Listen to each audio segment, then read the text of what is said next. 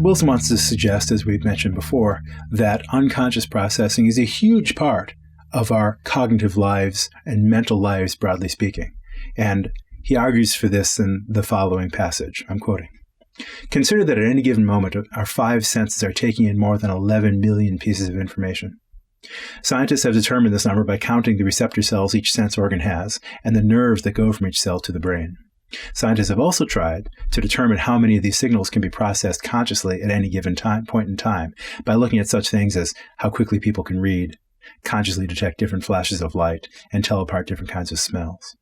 The most liberal estimate is that people can process consciously 40 different pieces of information per second. Think about it. We take in 11 million pieces of information per second and can only process 40 of them consciously. What happens to the other 10,999,960? It would be terribly wasteful to design a system with such incredible sensory acuity, but very little capacity to use the incoming information. Fortunately, we do make use of a great deal of this information outside of conscious awareness. End of quotation. The suggestion being as follows, that for Wilson, that remaining 11 million minus 40 is all processing that occurs at the unconscious level. And therefore, this is supposed to justify the metaphor of the snowball on top of the iceberg, where the snowball corresponds to conscious awareness, and the rest of the iceberg, including the part of the iceberg that's above water, is all part of the unconscious, and particularly the adaptive unconscious. Now, that's an interesting claim, but it isn't justified by the argument that he gives here, and here's why.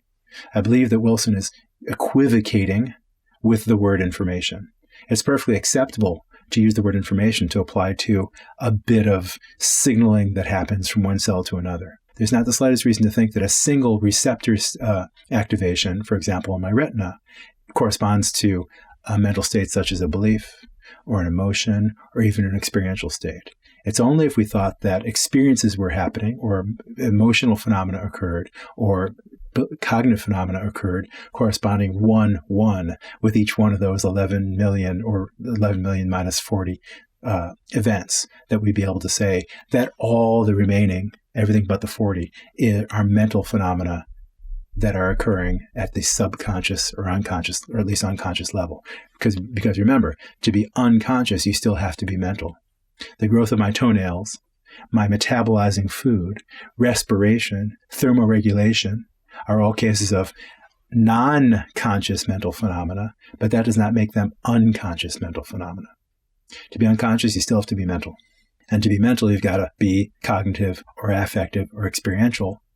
And it's only if Wilson can argue that each one of those 11 million minus 40 information processing events corresponds to a mental phenomenon such as one of these, that he'll be able to make the argument that supports the snowball on top of the iceberg position. So let's be careful about how this particular line of reasoning is not persuasive.